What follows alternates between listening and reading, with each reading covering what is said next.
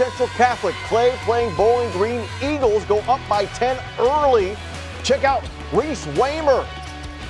Misses, but good work down low by Fred Wagenfeld off the miss. Let's go to the fourth quarter now. Clay still down when Dustin Ayton drains the three. Clay, they're within one. The Bobcats, though.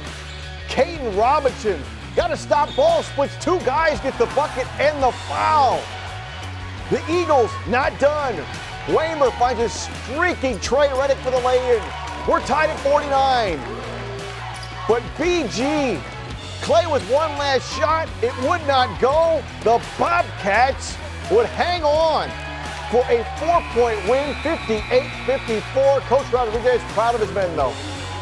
They always fight hard, and we just had a couple breakdowns defensively that I wish we could have back and knocked down a couple open shots, but I can't fault the kids. They play their hearts out every time. We kept letting their shooters get wide open shots, and we talked about it all week about getting a hand in the face. And we had a couple breakdowns, and they got no rhythm, and those two kids over there are, man, that's a great duo right there.